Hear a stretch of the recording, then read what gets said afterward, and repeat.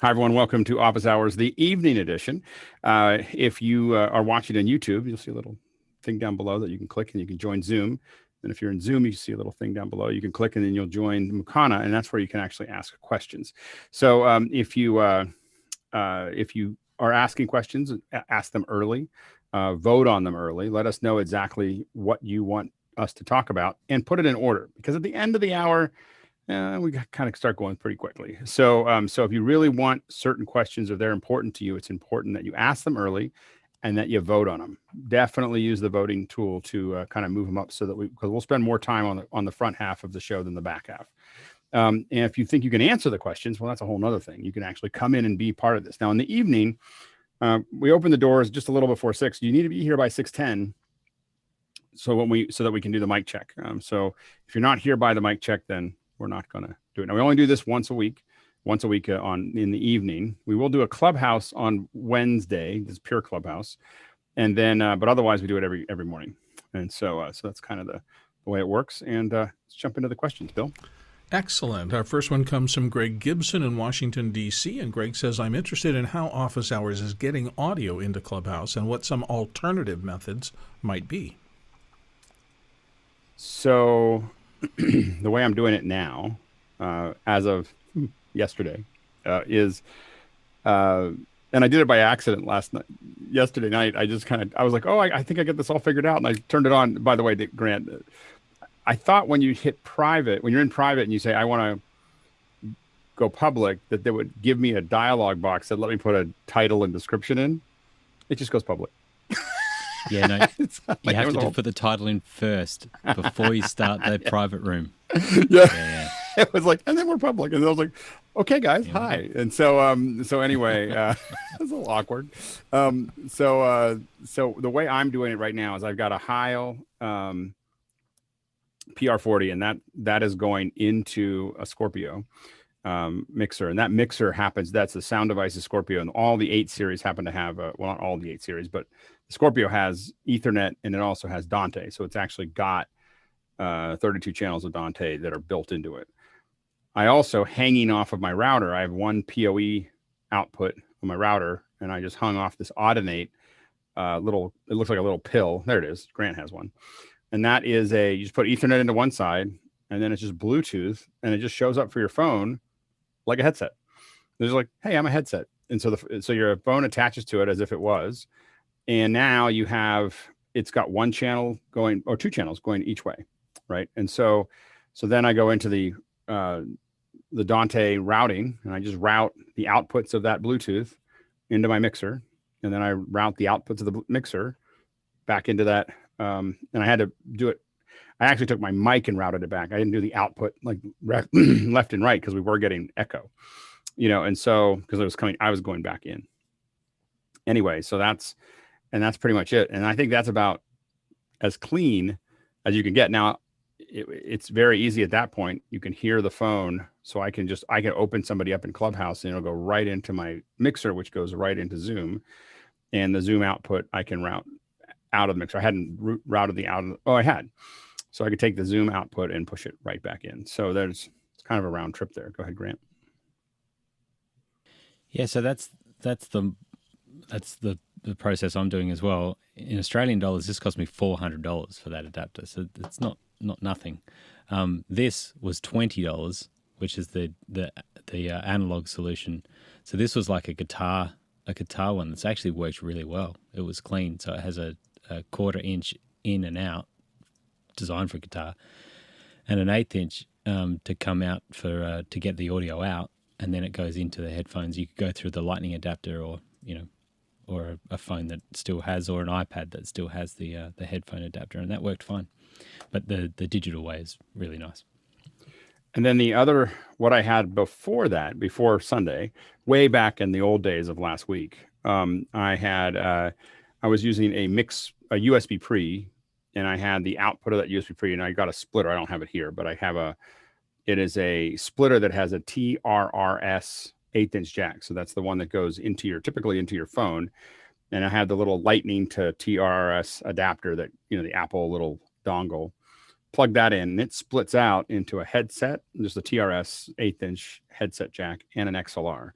So the XLR goes into the output of the USB pre. The headphone jack goes into my ear, straight into my ear, and then I have an analog connection. So those two are both very high quality audio connections to the system, and so I think we've got a couple good solutions. It was good to play with it last week. Taking a couple days off as I kind of get it all done. Order one for the office too, because I realize I can't really start doing it every day until I have symmetry, right? Both the office and my house have to have the same tools, and so I'm kind of not in a second Scorpio. I can't afford that, but a separate set of tools that I can use there. So then we'll probably start going to Clubhouse every morning, and then the Clubhouse on Wednesdays will just be a pure Clubhouse. So anyway, we're playing with it, and it seems to be fun. I'm kind of enjoying Clubhouse. It's kind of, there's something relaxing about it that is interesting.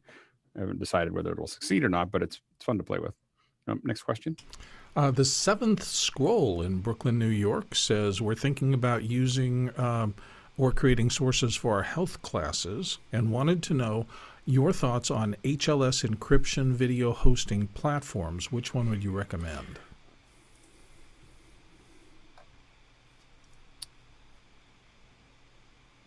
I'm just trying to think through. When you start talking about encryption, I guess is what I would say is it that important? Like, is it super important to be totally, if it is health and you're dealing with information that can't be published, then, I mean, that it has to be truly private, then encrypted is good. What I will say is that as you start adding encryption to your streams, you start adding complexity that it won't work in a lot of places. You'll have a couple of users that just can't get in. Someone can't figure this out. Someone's in the wrong thing. So as you start to tighten up your streams, you just want to make sure that you know that you're going to make it a little bit more difficult to get to. So we do a lot of HLS. We do a lot less HLS encrypted. A lot of times, just hiding it behind a page is enough. You just there's a password. You can't get to the player unless you have the password. Could someone get into the back end and pull it? Sure. Is there a high probability of that? No. And so I think that you just have to, I don't know exactly what you're using it for, but that'd be my suggestion. Joshua Kuhn. Sorry, helped if I clicked on mute. I've had good luck doing this through Cloudflare's live streaming. Okay. Mm-hmm. Cloudflare?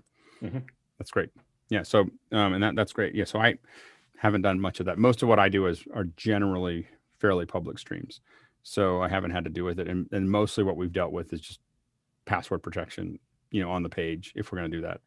The rest of it is mostly done on the back end, just to make sure that no one can get into our system before. We're mostly worried about people getting to it before we go live. Next question. Ray Maxwell. I'm sorry. No, it's the Seventh Scroll again. I was reading two things. From Brooklyn, New York. Hey, Alex, will a Makana type platform be available in the near future for like nonprofits, education organizations, and so forth? We're very close. Like, we're using it. You can call us and you can ping us and we can put it together, but it's still like us building code for anybody else to use it. So we're working on that front end. Right now, it's starting to get used often enough that poor Chris is building custom stuff, slowing down everything else. So we're gonna, we do have to get over that hump. But right now, it is being used in other events other than this one. But we're just trying to get to a point where you could administer it yourself. So soon, very soon. Next question. Michael Ball in San Francisco, California, and here on the panel tonight. Can I have two different live streams according to the same YouTube channel? I'd like to get a Zoom meeting plus the output from my ATEM on the same channel, a belt and suspenders type approach. You can absolutely do that. You can do as many as you want. So you could, it's just having a different stream key. So what you do is you create just multiple persistent stream key. A lot of times we do it in multiple languages. So you might have 6 or 8 or 10 that all just have different stream keys, and you set each one and you name it. Just make sure to name them what's what. But then otherwise you just keep on building stream keys, and each one of those, the way YouTube works is that you're going into an ingest into a certain stream key, and then that's being attached to an event. So not only can you do multiple stream keys in multiple events, you can have the same stream key go to multiple events. So you could be streaming into one ingest point and have it go to 4 events. Now you may wonder why you would do that. And the reason that you would do that is because you might stream to a private event and a public event. and you stream them both, but after an hour, you actually, or usually do it the other way around. You do a private stream. The public stream doesn't become public, doesn't open up for everybody until the second hour. So in the first hour, it's private, and the second hour, it's public.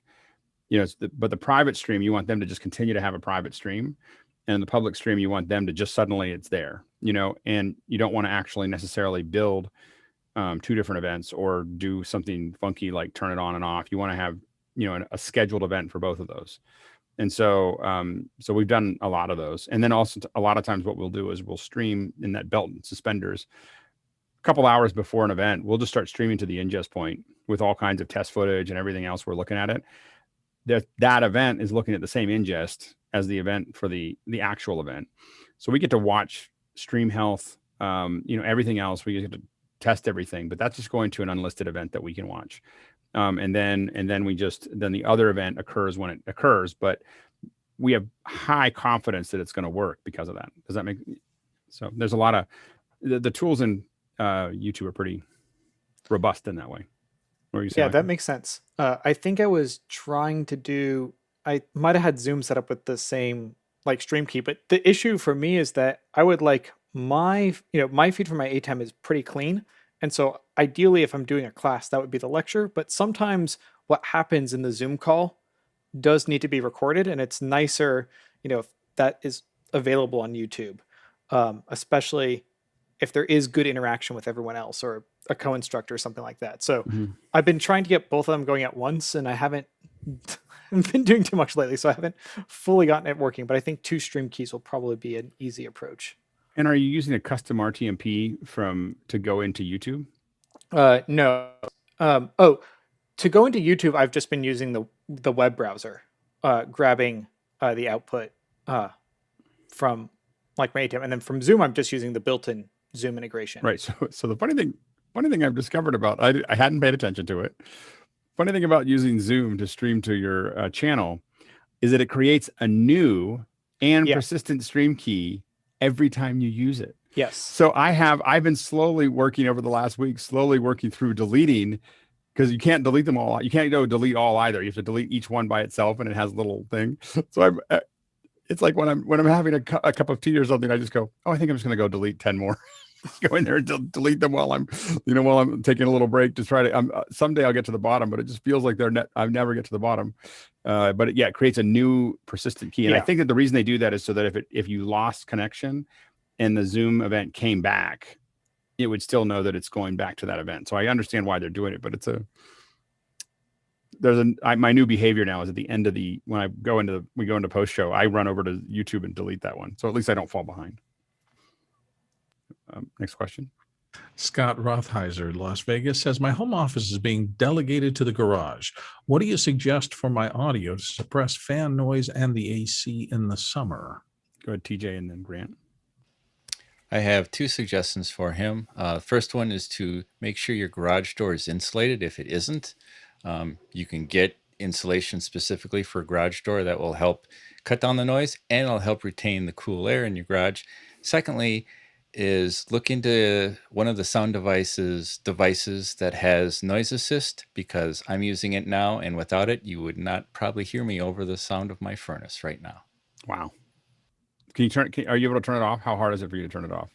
Yep. Give me a sec here. I will go into second screen. Give me a sec here. There we go. Noise assist. And I will bring it right now. Whoops, wrong way. Now noise assist is completely off. That's a lot of assist. It's very assistive. That's great. And now I'll bring it back to what I normally have it, and that's what I normally run it. That's great. Grant? So I've done exactly that. I'm sitting in my garage now. I built a room within a room, and so I actually found a guy on YouTube that had made essentially a portable thing, because he just made these panels with a couple of layers of drywall and sort of these 3 foot by 6 foot panels, and then made them all around the walls, and then made some larger ones for the roof. And so it's completely self-standing. I haven't done any isolation on on the floor. There is like foam and stuff that's underneath it, but it's pretty good. And so then I've got double doors and all of that. And then just recently I've put air conditioning in as well for our Australian summer. And what I used is you can get these. I got an industrial version of a portable air conditioner because I wanted the whole thing. I'm renting here, and so I'll move it at some point. And so I wanted it all to be portable. And so it's one of these air conditioning units. It's just cooling, and it has 2 ducts that come out of the top of it. And so like the cool air and the exhaust. And so the exhaust I can just put out the garage door out the side, and the cold air I blow straight into the room. And so the most of that noise is actually just air movement in the room. The actual compressor and fan is on the outside. And the next big thing that changed in the last couple of weeks was pushing all of my active gear is all out in the garage now, including my laptop.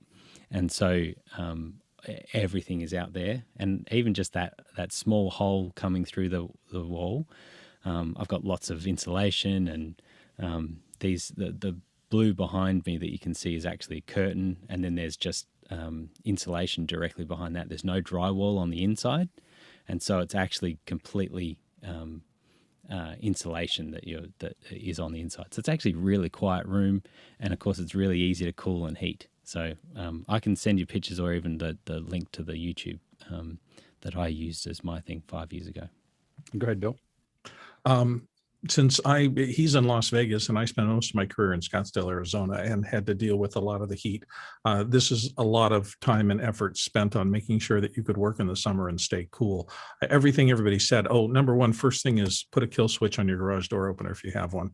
That does not bode well if you're in the middle of doing some recording and the garage door goes up.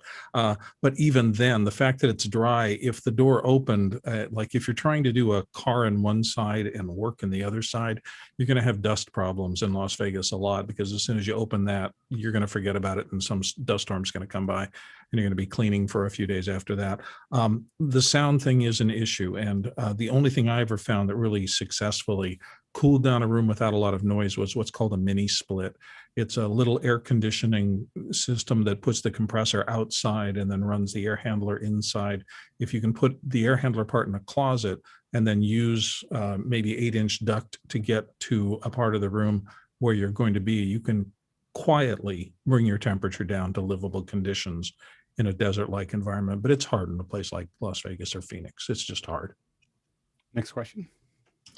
Moving on to Ray Maxwell at Vancouver, British Columbia. MixPre, how to direct LTC timecode to one channel on the SD card. I will admit that I've never tried to do that. Yeah, go ahead, Bill. LTC timecode is just an audio signal. It sounds like a screeching, hashy kind of thing, but literally it's just an audio signal. So if you literally just attach an RCA or any kind of an audio sound into whatever the recorder is doing, and you can route it to one of the 2 channels, just record the sound, and when you play it back, equipment that understands it and can decode it will parse it into timecode. Go ahead, Ray. Yeah, there's a timecode generator in the MixPre. Right, that's what I don't know how to direct that timecode generator into a channel, because I think it happens. I figured out how to direct it to one of the output channels that goes out the USB, but I don't know how to send it to the SD card along with, 2 channels. I don't think you can, because I think that where that time code is inserted is after the record in the chain. So I don't think it's possible to do that. But we'll ask that again in a couple of days. I'll talk to someone people. I'll ask the people that I know if it's generating it. Yeah, because I wanted to be able to bring the WAV file into. And by the way, will Audition, Final Cut Pro, and DaVinci Resolve, will they read that code if it's on one of the audio channels? Generally not. I know for Final Cut, which is all I understand, it will take in almost any kind of time code, but it has to read it off of some form, usually a videotape or a file that it can get in. I don't think it can parse an audio signal. At least I've never seen. I guess if you laid it down on one of the audio tracks, I can't see. I why it actually would think read that it. I think there's a plugin that does that, but I don't know. I Is there? Yeah. don't have to do it very often. Go ahead, John. So Courtney Gooden, who's often on the panel, just put a comment in that I thought was interesting, and that is you just have to take the output and feed it back to an input jack. You do that. Adjust your level so it's about negative There's 24 dB. There's the use the pencil answer instead of Out goes into the end. Yep. All right. Next question. John Thank you. Pruitt. Oops. All right. John Pruitt of Huntersville says, I'm thinking of filming waterfalls with my new 6K Blackmagic camera once it arrives. How should I record the sound? How close are you to the waterfall? Go ahead, TJ, and then Sky. Get yourself a Mix Pre 3 and get yourself a shotgun mic of some kind. Because waterfalls can make a tremendous amount of noise. Go ahead, Sky. Well, my thought would be you would want to do that in slow motion, which you would then probably want to record that separately, which your Mix Pre 3 could do, or maybe your iPhone. But Mickey's not here, I can say that. Go ahead, Michael, and then Grant.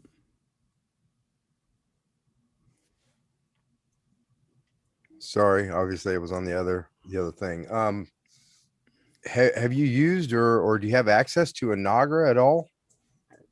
Nagra recording deck? Okay. Because I honestly, I've done 3 documentaries now, and that's all I did. I had a nice Shep's shotgun and a Nagra, and I just watched my input level. Go ahead, Grant. Yeah, I was just going to add, I'd love to hear that in multi-channel, so at least stereo, so if you could get a couple of different angles on that and to be able to split that and just get the feeling of the sound bouncing around, of the water bouncing in different spots. And the more channels you could record on site, then you could get excited with Atmos. Sennheiser has a mic called an Ambio. It's really cool. That's all I gotta say. But you'll need a couple. You can't put that into the camera. You'll need at least a Mix Pre 6, and so it's 4. I think it's 4 channels that go in, and it's ambisonic, and that'll get Mickey's. Is that the 6? The Ambio is not even a whole Mickey, so it's like a Alex and a half. So it's like I think $1,100 or $1,000, something like that for it. It's pretty slick. Go ahead, Bill. The other thing is you're in a wet environment, so try to put your camera somewhere where it's not going to get its lens fogged up, and maybe put an extra clear filter or 2 on top of it. And because this is professional, we're going to keep it professional, but an unlubricated condom on a shotgun mic will keep the microphone from getting too damp. Soundies have used that for the last 100 years, and it works really well. Go ahead, Nate. Yeah, I also think it's important to keep that perspective. So if the camera is up on the cliff shooting the waterfall, your mic should be in that same proximity. Not, don't just record the sound up close. You want to get it to match the visual as well. Next question. Mike Burns says, please explain new features in ATEM Mini Extreme. I just bought the base model, $299. I'm having a fear of missing out. Is this warranted? Just depends on what you want to do. I mean, I have a bunch of minis sitting right next to me. I'm quite happy with them. I think that the Mini, especially for presentation and basic switching, with a little bit of graphics and the ability to put in a computer over top of it, is a very, very capable computer. I'm very capable switcher, and it's unbelievable that you can have a switcher for $300. I mean, I've been buying switchers for a long time, so this would have been kind of life changing 10 years ago. So, and it still is. So I think that you're doing fine. The new one has a bunch of cool things. It's got the big things that set it apart, of course, are the inputs, second USB-C out, second HDMI out, and the ability to do a super source. So super source being able to build some more creative frames, I think are some of the big things. And then of course you can theoretically record ISOs if you want to, but the super source, the extra outputs, and obviously the extra inputs are the big things that you just have to decide whether you need or not. Go ahead, Michael. Yeah, I mean, I guess if you spent $300 on a regular Mini instead of $600 on the Pro, then you decided you probably didn't need, the live streaming capability. and you probably decided that you didn't need the ISO. So if inputs are the thing, the Extreme is 3 1/3 times the cost of a Mini. So if you ever need more inputs, you could buy 3 Minis for $900, and you've got 10 inputs.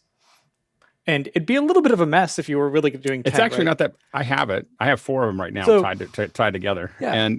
And they're the big thing is that you no longer are really using the switchers. So you have to do this with Stream Deck. And so what you do is with Companion, because you have to tell one switcher to go to the output of another switcher and switch that switcher to its input.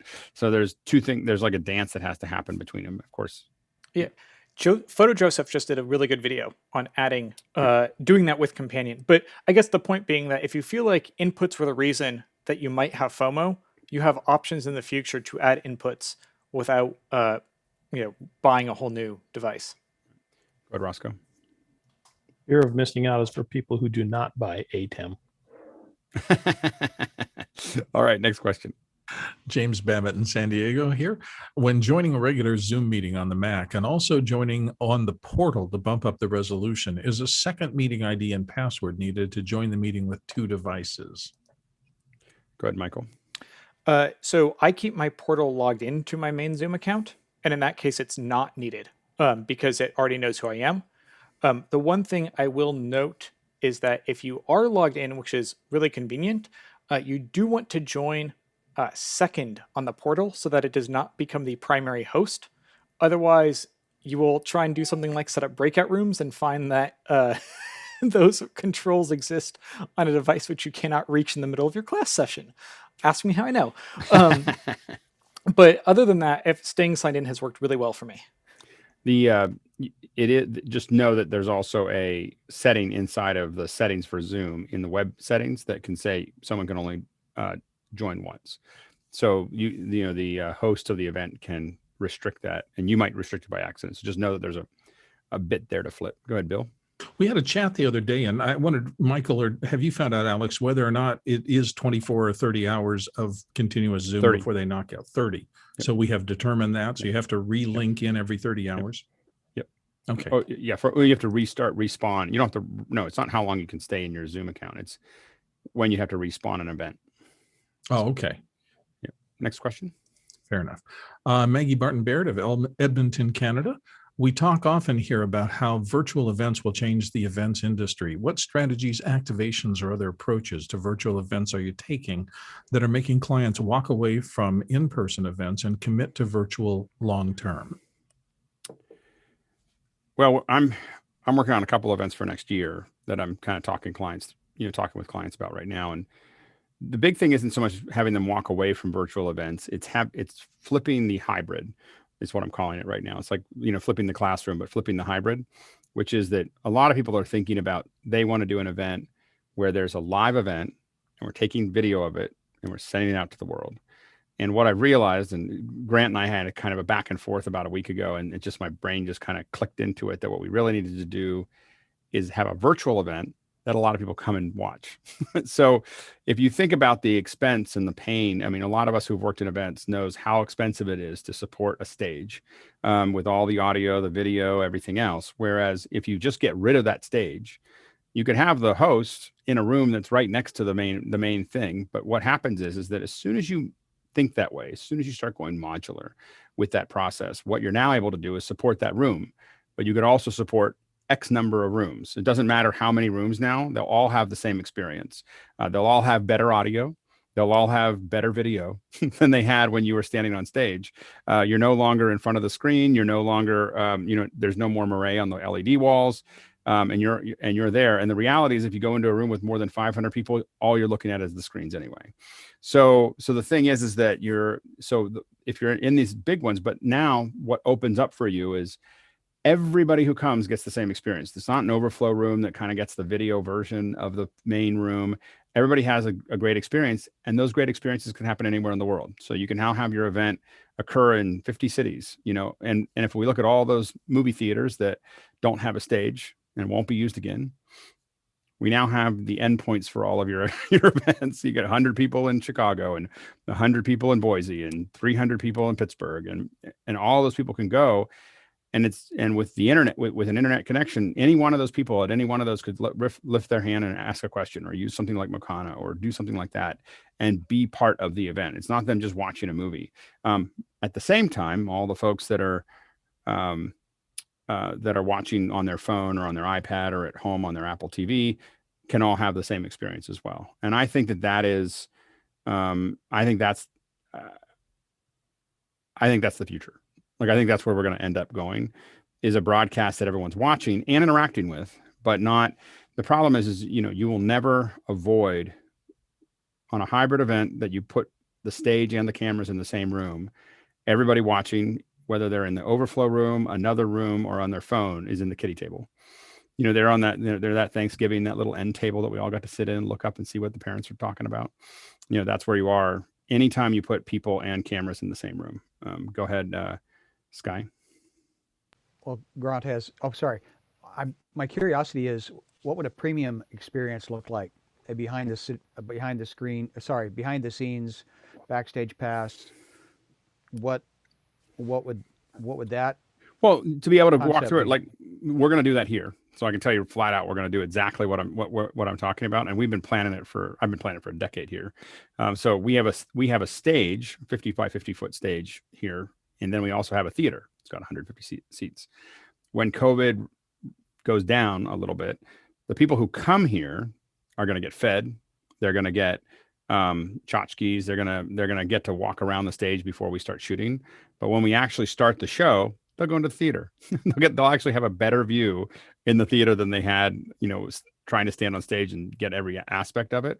But in between, they might come out and take a look at things. And so the people coming are still getting, they get to do the old fashioned networking.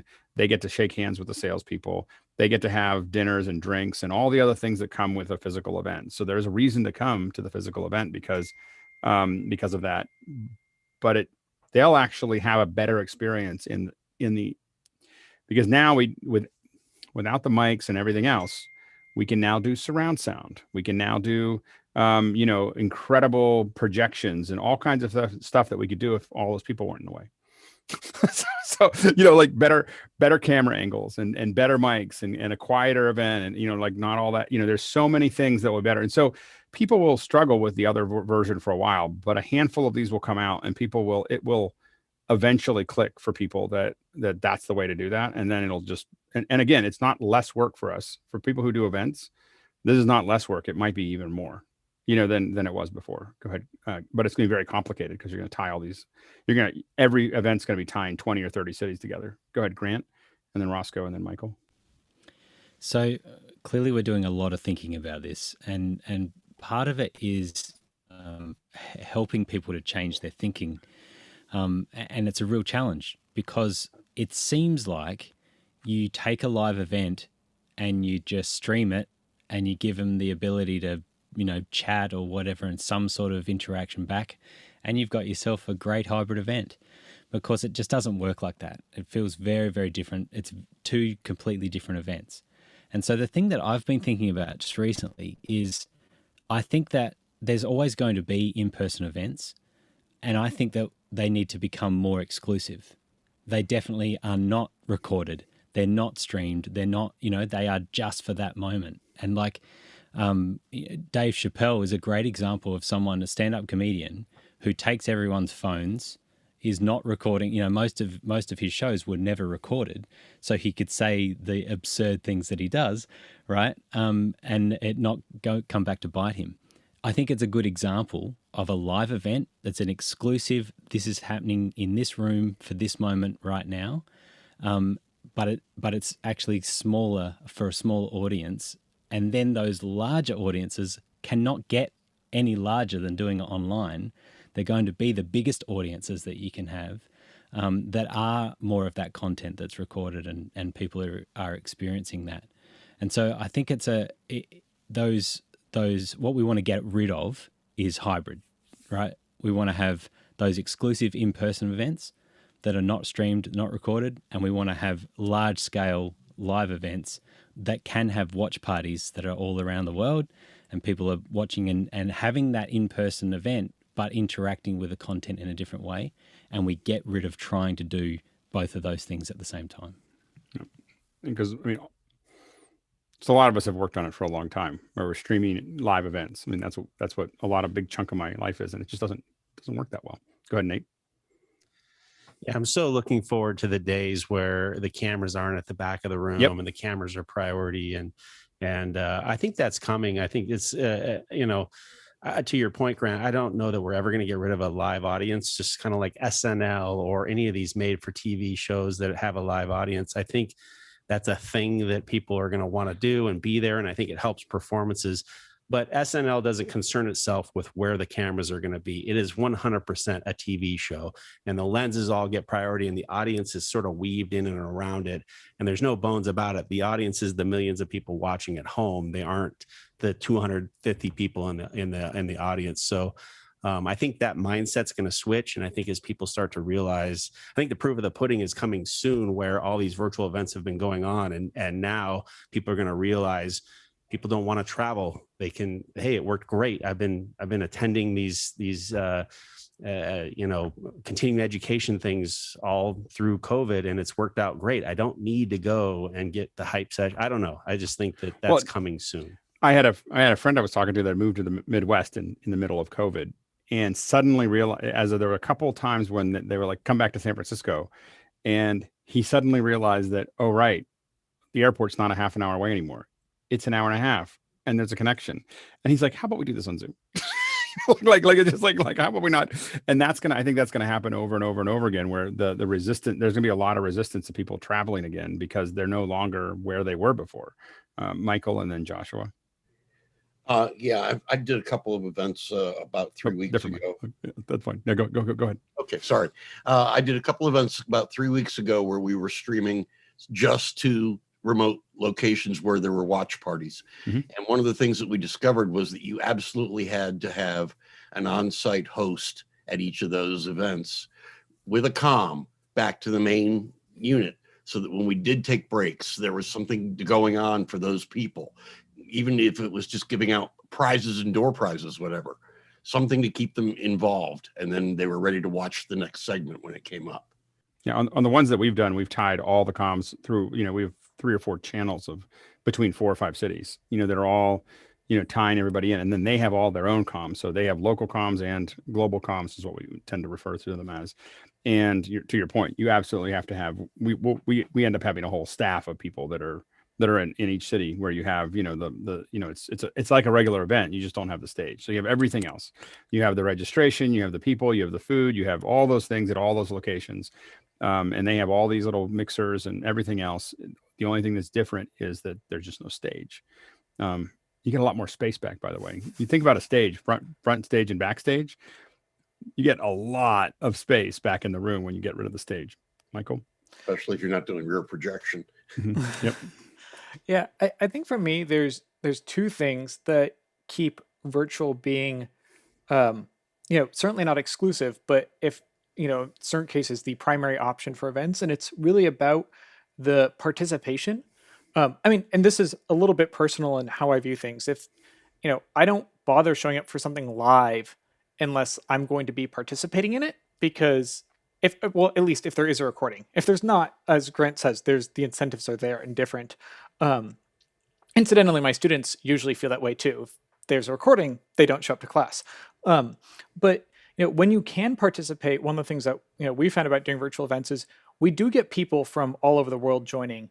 And the stuff that I'm working on is primarily educators, and in particular, a lot of K-12 educators, where coming to Berkeley, if you're a teacher in Europe, is a multi-$1,000 expense. And while they would love to be there, and we are happy to have them, there's no way that that's feasible. And so, a lot of our challenges being, how do we weave the need for, and the benefits that we still get with the higher fidelity of in-person, more workshop style, collaborating together, meeting for 2 or 3 days of like really deep work, that's still going to be a place. But, the ability to have 300 teachers from around the world, even time zones and whatnot being an issue, is still not going to go away. And I think the other thing is, in particular with the Bay Area, in I think the moderate range, we, certainly at the high end, costs can go up, but not having to deal with real estate costs in California is a huge benefit.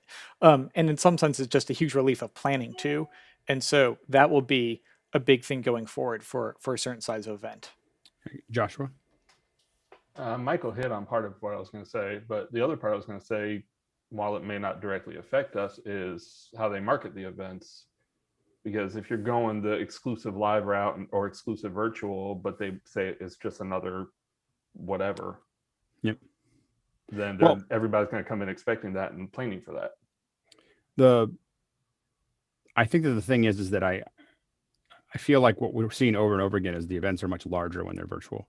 And I think we're going to keep seeing that. I don't think that the physical events will go away. There'll be people still doing hybrids. There'll be people doing exclusives.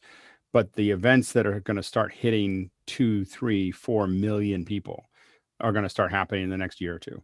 And they're not going to be these time, they're going to look back at like, CES, which was 200,000 people, as cute. And that was as big as it get, CES, and I think the concrete one or whatever is like the two big giant conferences in Las Vegas. And those are some of the biggest in the world. And they'll be like, oh, there are 250,000. That was cute before we started doing them in, 20 cities at one time, and that's what I think is coming. And again, as soon as that starts happening, the sensitivity over everybody having the same experience gets really high. And you cannot have everybody have the same experience until you virtualize the presentation. But to Michael's point, and that's why we built Makana, was because you have to have interaction. You have to have this constant, interaction with everybody. This whole show is just us asking questions and talking. John? I think the point that Grant made about the issues with having a live audience, and when we talk about Saturday Night Live, the audience is really part of the show. I mean, this goes back to the show The Nanny. Do you know the story about that show and what they did with their live audience when she was being followed by a stalker? Which show? You're a little bassy. I didn't quite make that out. Sorry, the Nanny, Fran Deschler's show. Drescher. So, thank you. I'm dyslexic, Bill, but she had a stalker following her. She was paranoid about it, so they decided they would not have a normal audience. They hired a cast of audience, laughers, who came in, and they were paid to come and watch your shows and laugh. There's a beautiful little piece, I think, on This American Life about it. But I think this is what's going to happen. There'll be professional audiences. In a sense, we're a professional panel. You get this panel to be part of the show. There's going to be people who may be in the audience to be part of the show. But the thing is that we're part of the show now. Like the thing, you could put 200 of us or 300 of us on a screen in front of someone, and in a lot of ways, you get a better view of what's happening with us because it's just our face and whether we're engaged or not than you ever got in the audience, especially when the audience was dark. The audience is in the dark back there. So I don't know if I don't know if you need to have physical people in the audience. Maybe not, but it'd be fun to have. It'd be great if there were 7 or 6 of us in the Alex studio. And I would come up and back and forth. It's a different flavor. But I would make that an exclusive in between the shows. That's what you get when you come. If you come, we'll hang out together and have dinner and talk and have fun and everything else. But when I'm actually doing something, when the online event is happening, everyone's going to be on the same. I mean, I can just tell you right now ahead of time, everyone will be on the same playing field. I won't do that because I am so clear of how it leaves people out that it does not, especially, and at this point, I got to watch, I started streaming when there were 15,000 people in the room and there were 300 watching. And at that point, the cameras belong in the back, because it's an exercise of technology, but there's not enough people to prioritize them. But now the whole thing is going to be flipped forever, where there's 300 people in the room and 15,000 or 150,000 or 1.5 million in the audience. And the problem is as human beings, you put one person in the room and you've lost half your attention, 2 people, another half, 3 people, another half, because the audience, a human can't have a bunch of people in the room unless they're a professional actor and not look at them all. Like a regular speaker is going to get up there and they're going to make eye contact with whoever they can make eye contact with, because that's what we do, and so the problem is that then the audience doesn't have the eye contact. They don't have that process. And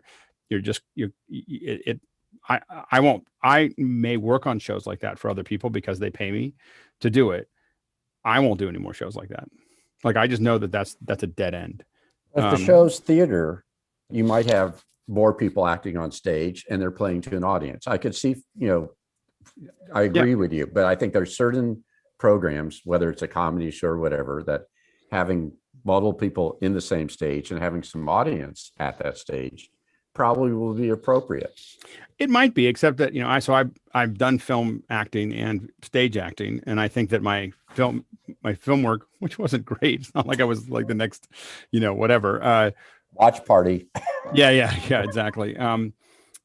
The stage acting is just overdone, so I don't know if, like, for instance, a stage event, I would rather watch stage actors acting for film on a stage than watching a stage play with them in front of people where they have to project and they have to act big for the people in the back of the stage and act, like I think that people will start doing it where they're doing it in sets and on stages, but I think that they're going to very quickly get rid of the audience because it'll look better on TV when they don't do that. Let's go to the next question. We're running behind. And I'm going to say one more thing about that before we go on.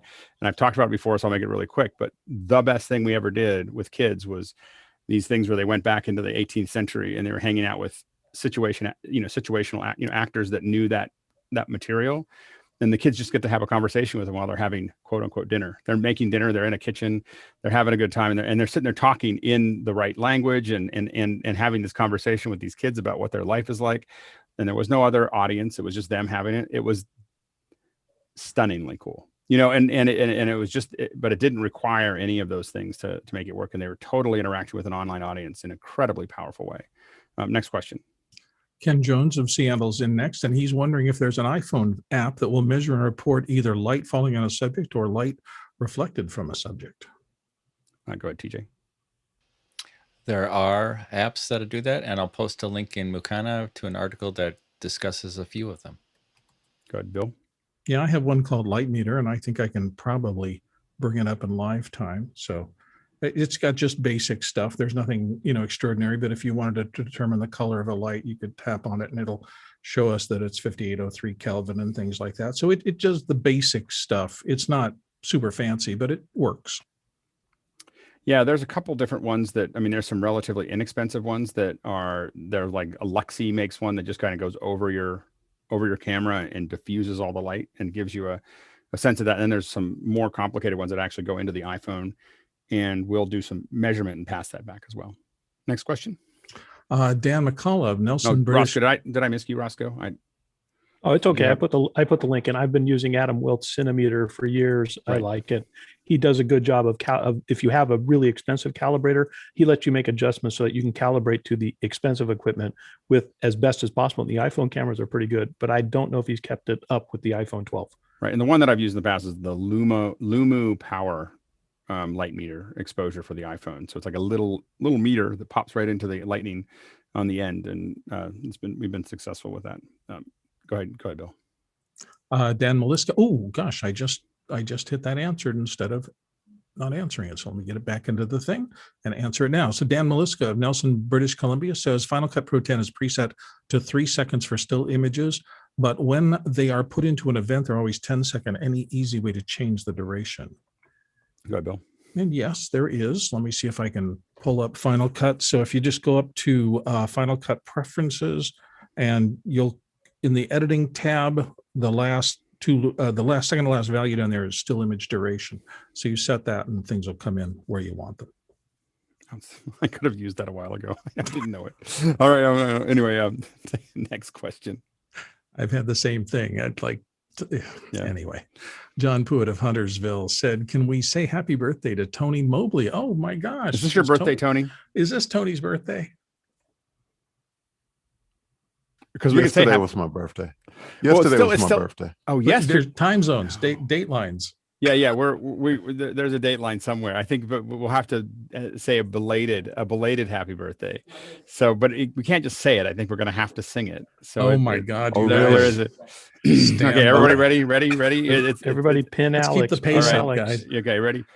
Happy birthday to you. Happy birthday to you. Happy birthday to Tony. Happy birthday to you. Be better. The worst part is that belated if we're ever in the same room and we all sing it together, we'll be like, it's not the same No, as the train wreck that we create on Zoom. The Zoom train wreck. Happy birthday, Tony. Happy birthday, Tony. Thank you. I was listening to it with my AirPods, and then I turned them off so my wife could hear you guys singing.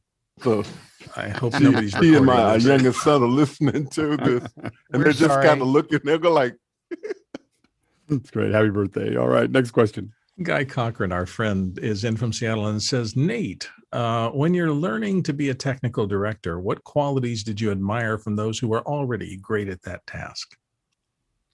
Well, thanks for the question, Guy. I learned, so first and foremost, I'm a director first. And so what I learned to appreciate from a good technical director was I'm sort of this lunatic that's trying to follow what's going on and follow the action. And the TD is sitting there cool, calm, and collected and there to help save me. So mainly that. And that's sort of what I tried to emulate as I moved into doing more TDing. So I started directing first and then started TDing after that. But just that kind of calm presence, being able to track what's going on, being able to bail someone out when they need it, we need that help. And that's kind of what I emulate for. And then obviously you need to learn all the tech, learn how to set up a switcher, learn the logic of it. But I don't know if that answers it, but those are the kind of the qualities I always appreciate in TDs and why I pick the ones I pick when I'm directing. So, yeah, I mean, I think that for TDs that are both directing and TDing, which might be part of that question. So, one of my favorite TDs to work with is actually Nate. So, I'm going to talk about what I like about Nate just for a second. Is that with a TD, when you get started, people are just in the weeds. They're what we call they're in the horizon of events, and it's just like chaos. They're behind on every shot, and there's bad shots, and they're cutting to the wrong camera. They're calling the wrong camera, and then cutting to that camera, and then there's this kind of chaos that begins because there's just so much input, and they can't figure it out. Then they kind of get to a point where they're competent, right? Like they're just cutting the show though, but they're just cutting between it, but there's no mistakes. Then they get to a point where that you can see they're kind of anticipating, this is going to go here, this is going to go there, this is going to go here. The difference between all of those TDs and someone that has the experience and what Nate does is that I can watch Nate do these, and he'll set up 2 or 3 shots in a row, 3 or 4 shots in a row, where he knows I'm going to go from here to here to here to here. I'm going to have the jib come down over this. I'm going to come across here. And he's calling all of those things. And I realize, there's some point in the middle every once in a while I realize, he's got the whole, like he can see the whole thing. And the show isn't going any faster than it was for the people who are just keeping up. It's just that there's this knowledge of what's going to happen next, that he's able to kind of see a shot coming. And that shot, because it's live, you can rehearse to some degree, but a lot of times you can see a shot coming. Oh, that's going to be great if that jib is swinging down over here when this person's walking this way, and we got a wide shot coming across here. And, I see Nate do that all the time, and I think that is the thing that's why I hire him. It's like why I go, Nate, can you come over and help? The other side of that is also that Nate is technical enough that, when I bring Nate in, I know that there's a whole host of things in my production that I don't have to think about anymore. I just, like Nate's going to handle all the cameras and even some of the, the tech stuff between them and the comms and working through all the little bits and pieces. So when I hand that to him, it's gone. And then I'm working on something else. And I don't get that with a lot of, there's a lot of good TDs that I just know they're just TDs. Like, they can come in and the board has to be set up for them and they'll cut it, but that's about it. And so I like having people that can do all of those things anyway. So I know I took that one a little sideways, but since we have Nate here, go ahead, Sky. Well, thank you. Well, I'm curious about instinct and gut, because that usually comes from experience, but it also comes from intuition. So could you speak about those two gaseous things? Yeah, I don't know. I think it's trained. It's a thing. When I was starting, I was dissecting a lot of television and sport and entertainment. I would watch concerts and I would try and put my mind to what's happening with the cut. And so one of the fun things I like to do is I'll watch a live music concert and I'll try to see, that was edited clearly. Like that is so frame on that there's definitely no way that was cut live. And then when you see somebody do something live and it's perfect, it's like, wow, kudos, that was great. So I don't know. I think that, it's just experience and, yeah, I don't know. And being a fan, like when I do sports, I'll stay, like, so for instance, in this summer, I'm going to be doing skateboarding and BMX in Tokyo. And so I'm watching a ton of that and just kind of learning it. And so I'm kind of trying to become a fan. And the more I become a fan, the more I'll be better at understanding this happens, that happens, get the hero shot here, so that's sort of my approach. And I don't know if that's instinct or intuition. It's just more study and hard work, I guess. And I remember 20 years ago when I saw the 13-year-olds out there watching, with their little handy cams, watching their friends kill themselves on bars and things. So they didn't know your skill, but now they're creating a style. So what would you say to the flash jump cut? We can, small cameras. Oh, as far as the edit goes, yeah, those things evolve and change, and there's lots of fads and ideas. Some work, some stick. But I will say the kids that have been following the skateboarders, doing all those home videos and all that, those guys are excellent shooters. Like, they're changing their sport. Same with the snowboarders. If you see some of these, there's a guy named Gimbal God on Instagram, and he's going off these freestyle extremes. That's the one I do in the winter. And he's going off these extreme kickers and keeping the guy in frame with these gimbals. And they're the ones that are they're incredible at what they do. So they're the ones changing the dynamic of how, you can put sharpshooters on long lenses and follow things, but they're the ones that bringing you close to the action. They're obviously able to do it. And I think it's changing the game on that. So that's great. Next question. Moving on to Ken Jones of Seattle, who is in with live event, mass in church, images on Vixia camcorders are grainy. Would two small NAN lights or equivalent to the opposite table ends provide worthwhile lighting if placed 4 feet away and 2 feet below the talent's face? Or how do I tell how much light is enough light? And he notes for Alex, wrote these questions down during the NAID. Notes are a great idea. See, that's what you just got to write them down when they come up. You put them down. Go ahead, DJ. The only thing I would mention right off the bat is I would not ever put light below somebody's face, and most especially not in a church. When you light somebody from below, you light them unnaturally, and that's what they use in horror movies to get that very demonic look. And that I just don't think that's going to work well in a church. I think that a lot of times, the NAN lights are not really if you're having mass with a lot of people, you're going to have a hard time getting those types of lights to work well. You really need directional lights that are further back. I don't know whether you're doing that. If you're doing mass and it's still a COVID situation, you're not doing that, you might be able to get away with some lights that are close up to the person. But once they're in, once you have a crowd there, you need some pretty strong spotlights to kind of solve that problem more effectively. Go ahead, Bill. Well, in a typical mass, the altar gets used a little bit in various areas, and in the real world, back before we had a COVID down, the altar boys were moving around, and so I would think that lighting a whole area would be more important. Now, maybe what you're doing is bringing this for shut-ins into a more refined area, so adding a little light certainly wouldn't hurt. Those Vixias are not fabulous low light cameras, although they're not bad.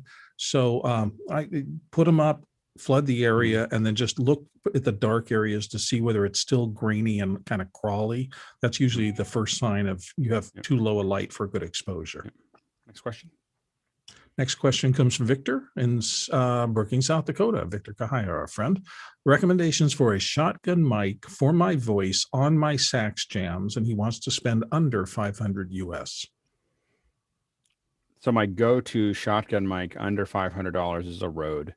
Rode NT2, NT3. I don't remember how much the NT3s are, but they're, but we've had a lot of NT2s.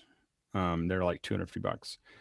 So at that price range, at any price range, it's more, I will go towards a Sheps or a Sennheiser 416 or something like that in the 1,000 to 3,000 range.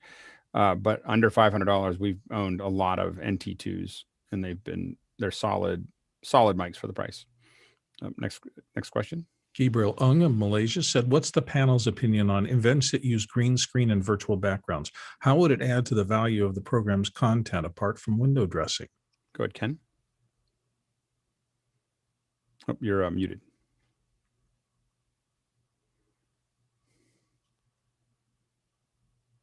Still muted. Double muted. We've all been there. We've all done it. Oh, I think I can hear you coming up. Nope.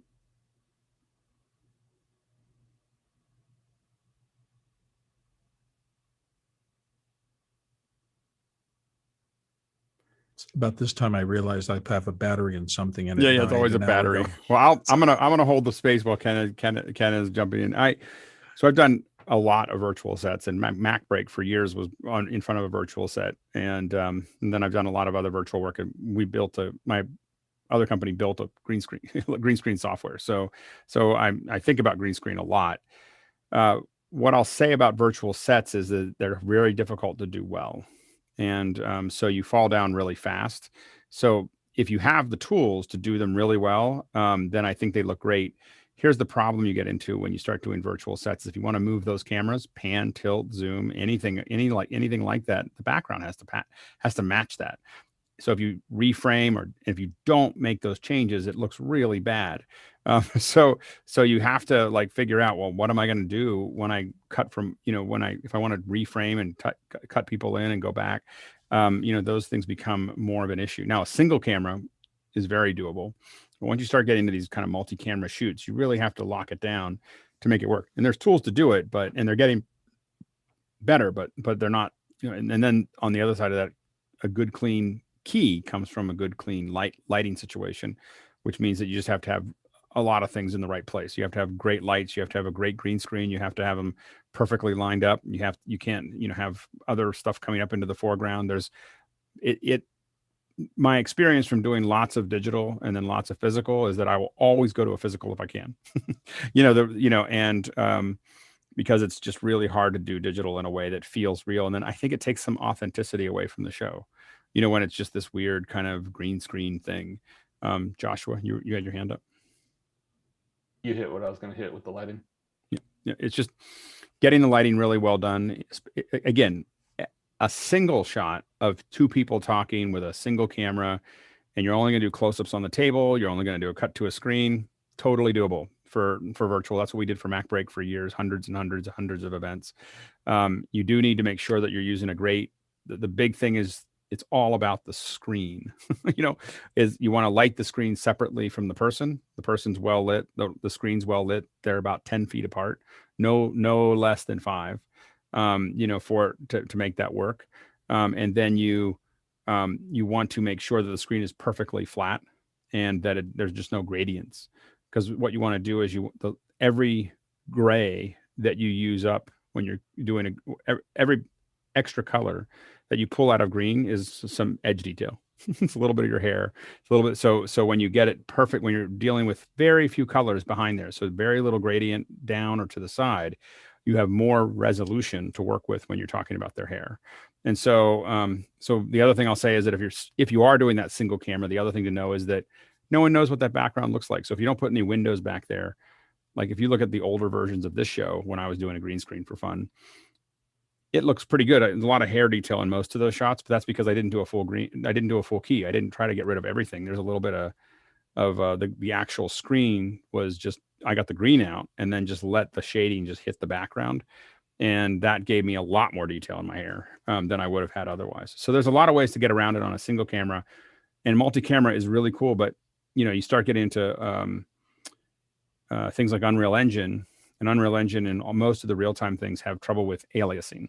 And that's because there's not enough horsepower for most of these to what we call oversample, which means that we render it 4 times or 8 times bigger than it was and then scale it down.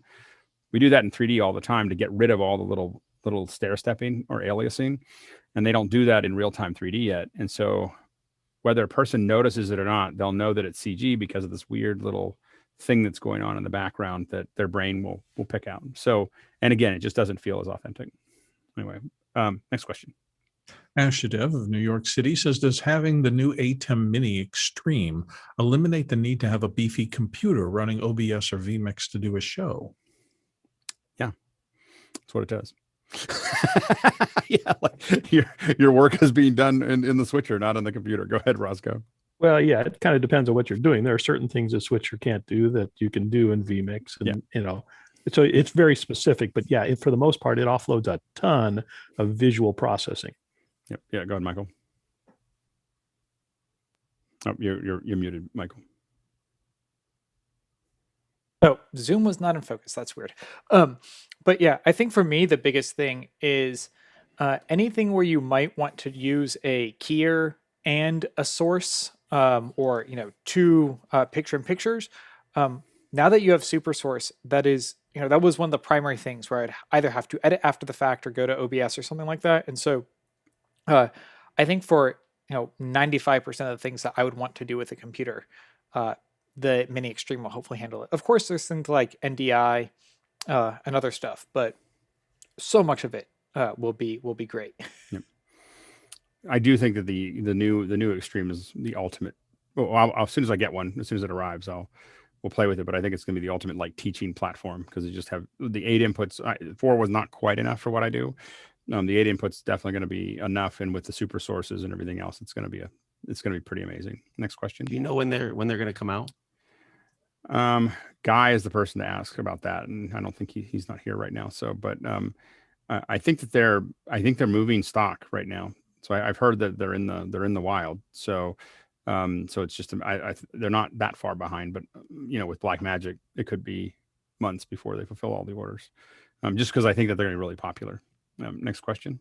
Tony Mobley here in the panel from Newman, Georgia, whose birthday was yesterday. Can non-office hours people be a part of the Resolve training on Saturday? Well, they're office hour people if they show up. So that's like you're an office hours person if you're there. So yeah, absolutely. So and so I didn't get it out today, but tomorrow I'll get the coupon out for Ripple training. But anybody, even if you don't buy the Ripple training, you can just sit through the training if you want. I mean, this is opened to anyone who shows up on Saturday morning. So yeah, I just wanted to share with some teachers and some family members have expressed interest in learning.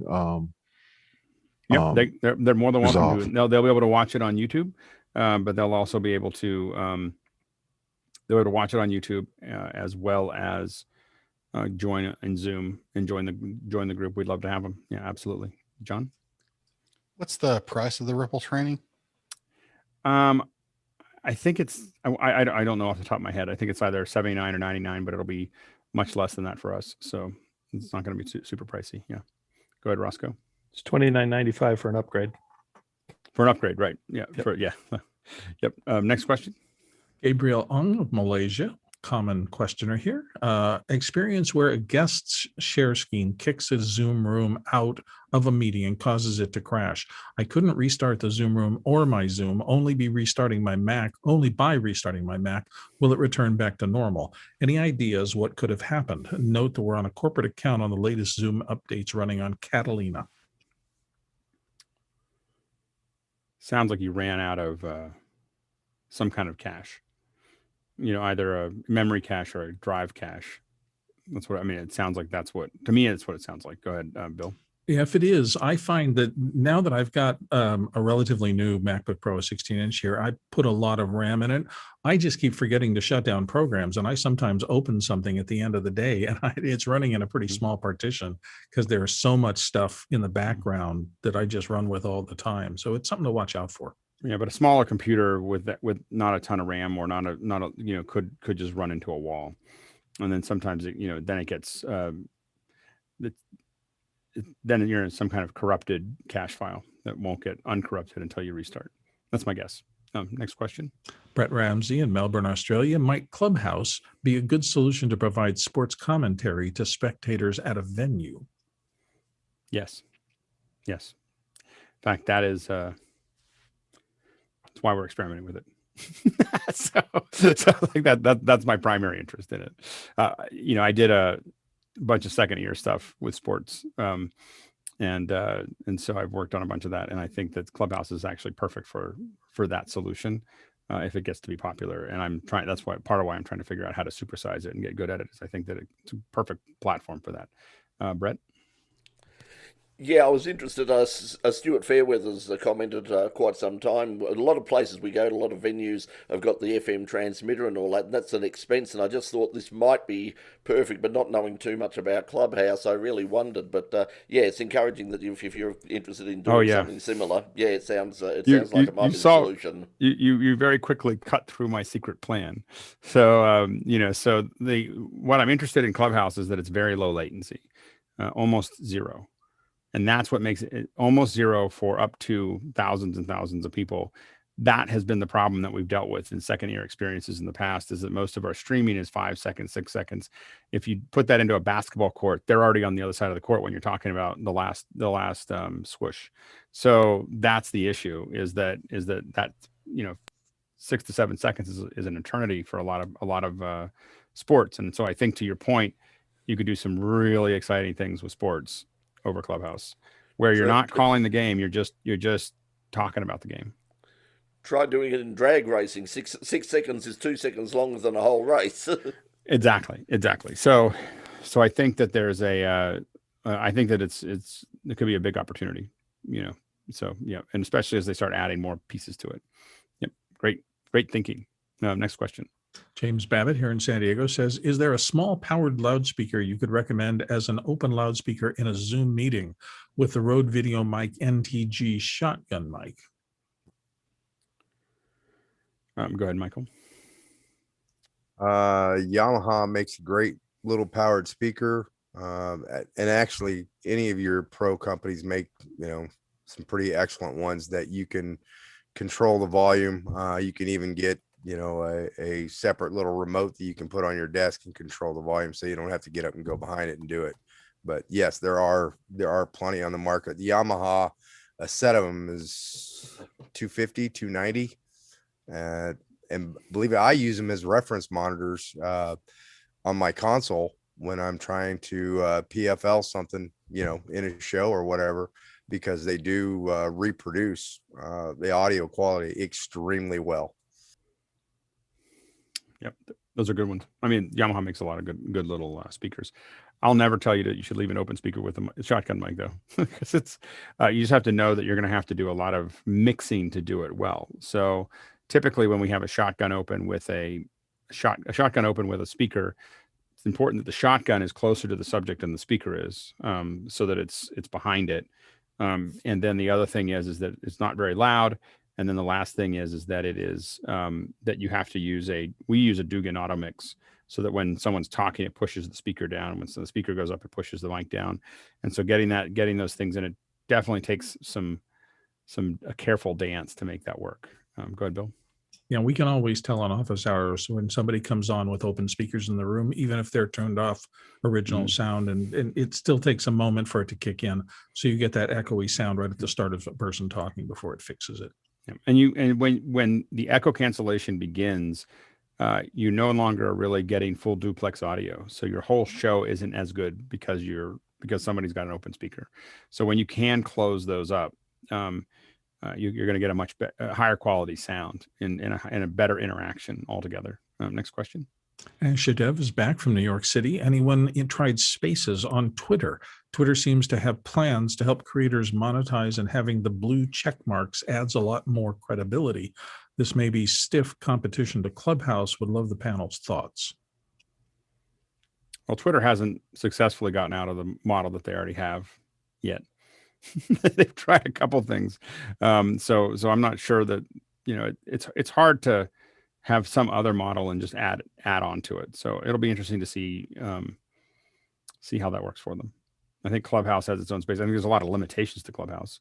So I'm not a massive fan yet, but I think it's an interesting platform at this point. But I'm not sure that the problem with Twitter is what makes it powerful is the feed, and what makes it weak is the feed. The fact that you can leave and go back into something immediately. Both Twitter and Facebook both have that problem. They can get a lot of what we call reach, but very little impact. So it's just fused over everything, and people come and go, and you watch average view times that are measured in seconds. And it's great if you're a marketing person, you want to tell people how many people it reached. It's not good if you actually wanted to have a message that people actually heard. And so at some point we're going to stop paying attention to the raw numbers of people that we wrote that happen to hear it, and we're going to actually start paying attention to whether it actually made a difference. Next question. Ken Jones in Seattle says, anybody else have this experience? Recently encountered an iPad using Shoot, which is an app for clean HDMI output, that would no longer swap cameras, stuck on the front camera only, a 3-finger touch. That's how it switches. Only crashed the Shoot app. I've never used the Shoot app, so I don't have I'm afraid that I got Filmic Pro working well, and then I figured out I could control one Filmic Pro from another camera, and then I stopped looking at everything else. Go ahead, Bill. Well, apps, there's a wide variety of app developers. There are some that are incredibly professional, and they keep literally almost to the minute with all the changes in iOS, and Apple makes lots of changes consistently as they improve things. Smaller developers, and this may or may not be a smaller developer, I don't know anything about Shoot either, but sometimes they have trouble, and one little thing will change, and something like an interface action, like a 3-finger touch, will suddenly stop working. I've seen that in other programs before. Go ahead, TJ. As an alternative app that's free, Live Solo by Teradek is an option if you don't want to pay the $20 whatever for Filmic Pro. Next question. People's thoughts. This Paul Edison Lamb asks people's thoughts about Perseverance audio quality. Is that a service? Go ahead, Ray. Yeah, it's interesting. There are 2 microphones on board the Perseverance that I've read about. One's, oddly enough, is called the EDL microphone, entry, descent, and landing, and it's there to specifically listen to the wind friction as the thing is landing, and I guess the dust, going in all directions. And then after it landed, the broadcast they made today let us listen to the wind on Mars. And there's a second one, though, that my understanding is they have other devices on the rover that can peck at things that they go to, and they listen to the sound made when they peck on it, and it can tell them more things about what it is they're pecking on. Now, that's my choice of words. That's how I choose my cantaloupes. Yeah, I was going to say the interplanetary way to test fruit. Yeah. So if we see any cantaloupes on Mars, we're going to know which ones are the good ones and which ones are the bad ones. Go ahead, TJ.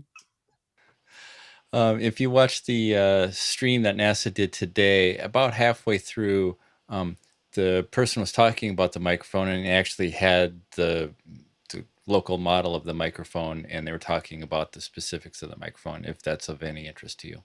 Yeah. It's stunning. We've come so far. Like it was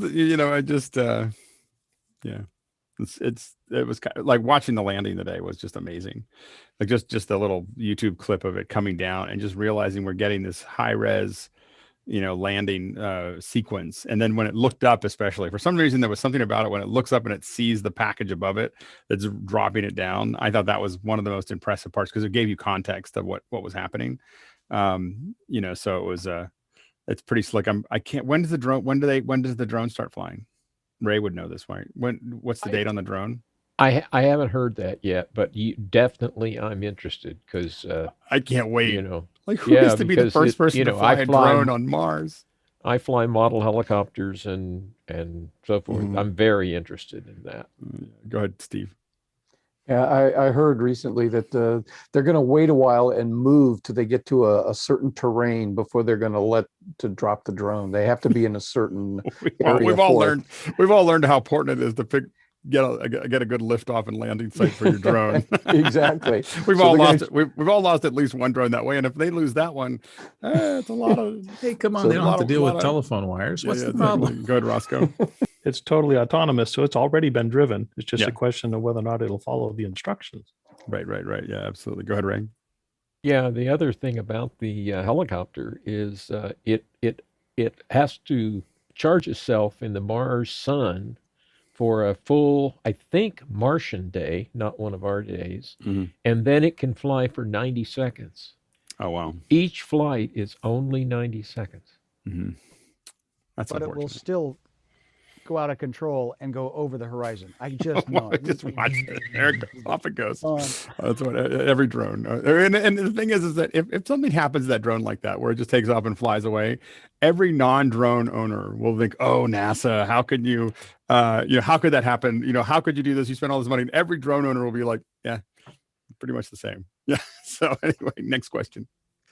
Chris Widener of Lafayette, Indiana says, I'm looking for a production cart with dual monitor and single man portable, thinking about the innovative Axis Command Station. Does anyone have any carts that they like? Go ahead, Bill. Well, carts, you can get a cart. I've probably owned 6 or 7 different carts. You can also buy into cart systems. So Magliner traditionally has one of the most build-outable cart systems on the planet.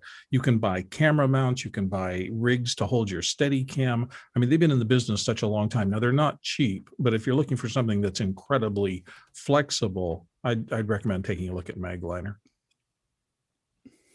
Whoops, I got in the wrong screen here. Anyone else? Yeah, go ahead, Michael.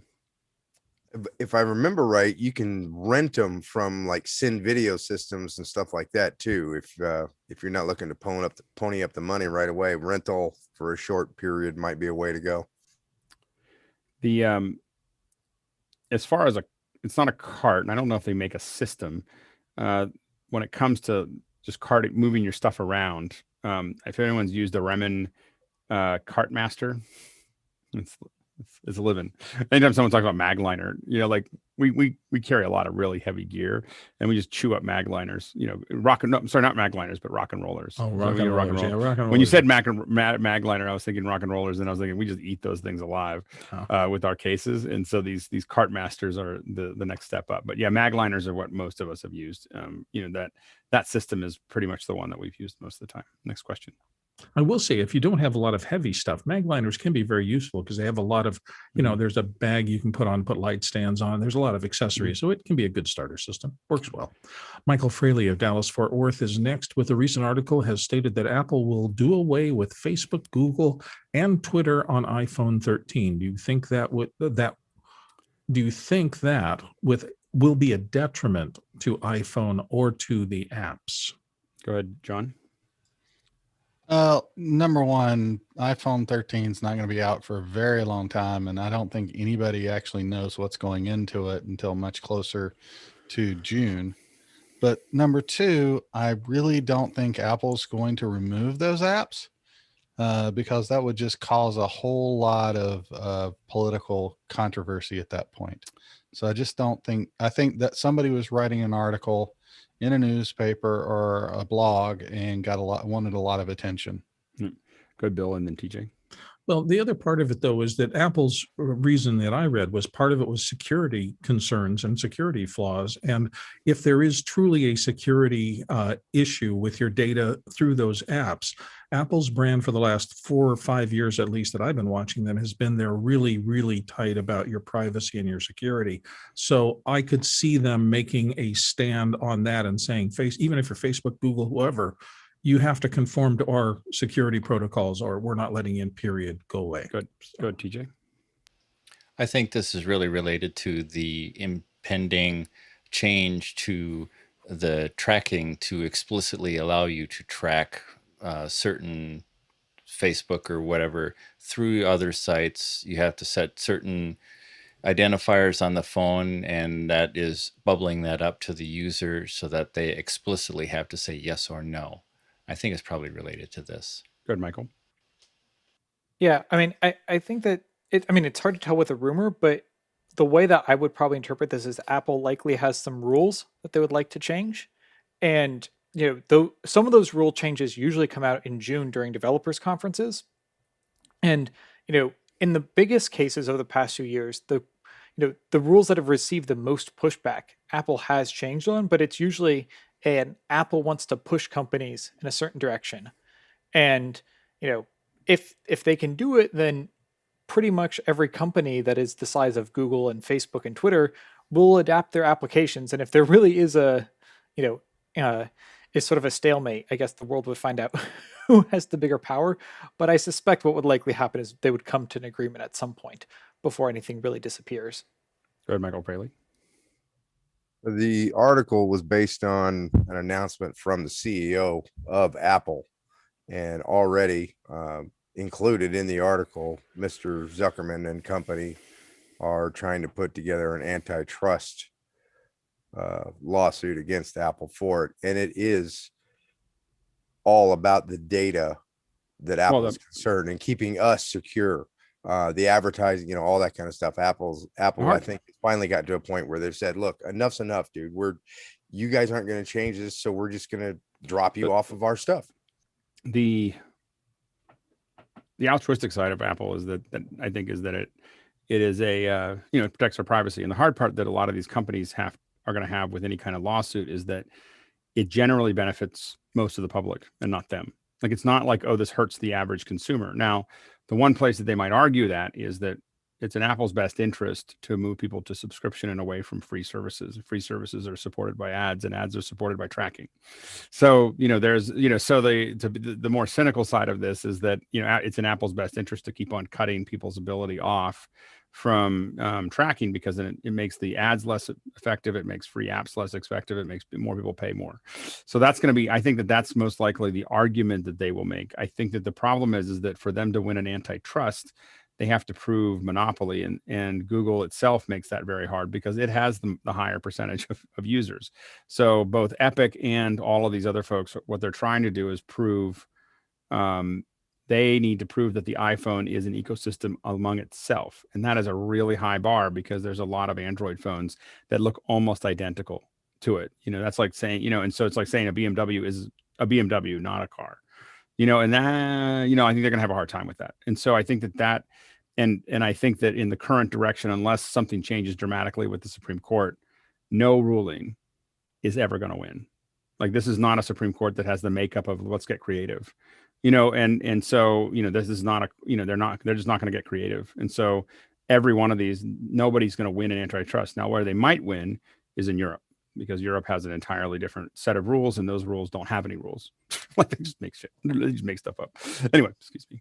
Next question. Steve Cotton of the San Francisco Bay Area. Anyone have any experience with it must be Clean Feed, not Clen Feed. It was suggested as a solution to supply programs out from one Zoom feed to another, and then provide the second room a way to respond. Any experience with it? Steve, can you explain that a little bit? Yeah, I'll have two Zoom feeds into one program. We're doing an ad hoc game show, and I would like to feed from the master Zoom into the contestants, the audio feed. And someone suggested there's a program called Clean Feed out there. It's a subscription, much like Unity, it sounds like, where that you can get that clean program feed and then send that to the contestants so they can hear the host and people commenting, so that they can comment into the other Zoom feed, and then have the second Zoom feed basically being a source into the first Zoom. It's all a matter of budget. So it's just that, like it's, so we do this all the time, but we're using a different computer for every, I think you'll need multiple computers to make this work. And then I think that, but otherwise it's screen scraping or audio pulling from one computer to another. And so I think that those can be solved by, probably the easiest way to get audio between the computers is some version of Dante, like Dante virtual sound card. And so that will allow you to, now, one thing I highly recommend is that you have to get one piece of hardware in there that has a Dante chip, because otherwise they won't clock. And so, so that's the one thing you need to do in the system, just somewhere in this Dante world, you have to have something there, but that's still going to cost money. We get things out of that.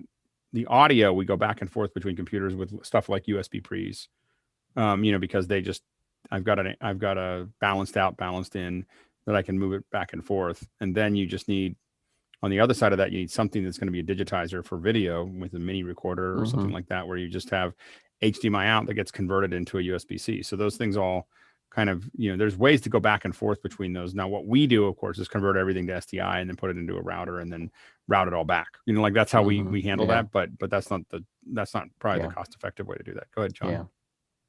I was looking at the Clean Feed website, and it looks like it's audio only. So I don't know. That's all. That's all I'm interested in is the audio. But I mean, you could do it as simply, I mean, I don't know how well it would work, but you could do it as simply as the headphone jack out into something like a Tech Rise or something like that with an input. You may have a problem with mismatched impedance and levels and everything else. So, but you could do something simple from one computer to the other, and then you're going to use loopback to figure out what audio goes where, and so loopback plus, some way to get the headphone jack into some kind of relatively simple something to digitize it. It could be like a cheap Behringer mixer or something like that to just get it back in, would probably work with the two computers next to each other. But I can't think of a way to, other than Dante, I can't think of an easy way to get from one computer to the other without a little bit of hardware gack between them. Next question. Sam Greenwood in Toronto, Canada says, is there a product that would act as an NDI output to HDMI? Essentially, he's looking for an NDI receiver that outputs to HDMI. I think Bird Dog makes that. I think Bird Dog makes a NDI to SDI spigot. Go ahead, Michael Ball. Yeah. Roscoe dropped one in the chat, but Magewell makes quite a decent line of converters, and they're like $400, and you can usually find them a little bit discounted around the internet. Last question. Top of the hour, and Greg Egan and from Portland, Oregon has our final question with, after suffering watching my daughter's high school softball game this past weekend via a parent's iPhone on Facebook Live, I know there is a better way to broadcast the game. What would be a good base setup rig to broadcast the games in the future? Good, TJ. I would say call Doug Ferguson. And like we say, call Tucker sometimes because that's what he does. Or I see franchise opportunity. This is in Portland, Oregon, though. Franchise opportunity. Oh, there you go. There you go. Go ahead, Nate.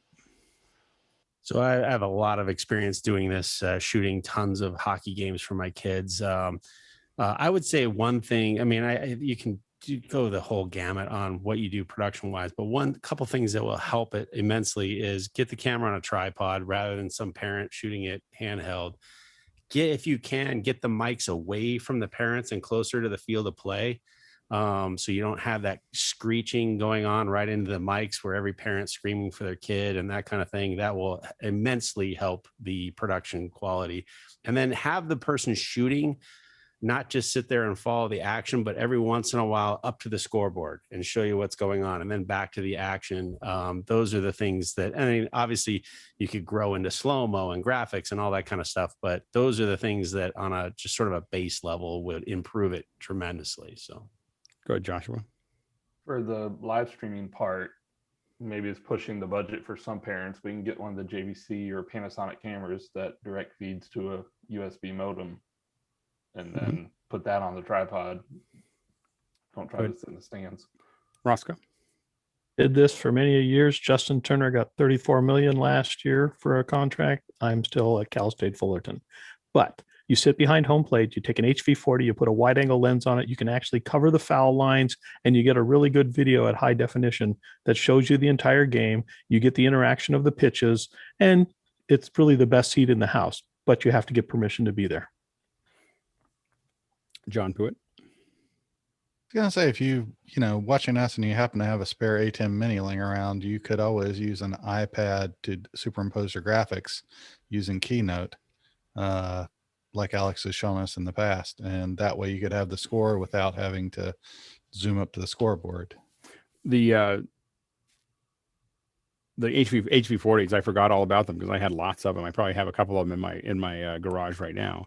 With those wide angle lenses is a great frame, and they're good old cameras. I mean, those are the first ones I put into my home office. And I would think about for something simple, you could probably find those on eBay for a couple $100 each. I mean, they are really old now, 10, 12 years old. But they'd still put out a solid HDMI signal. You could probably put those. Here's what I would think of to combine all the answers that we just started playing with is 3 HV40s and 1 iPad. You have one wide right where Roscoe told you to put it, one close up on the batter, one close up on the pitcher. And then I would, you can have the other ones go around, but then I'd have the iPad giving you the score, graphics, whatever. So you have those in a little ATEM Pro that you could, stream out to. And that'd be one cool little rig. And I think you'd end up with as good as you're going to get for that price.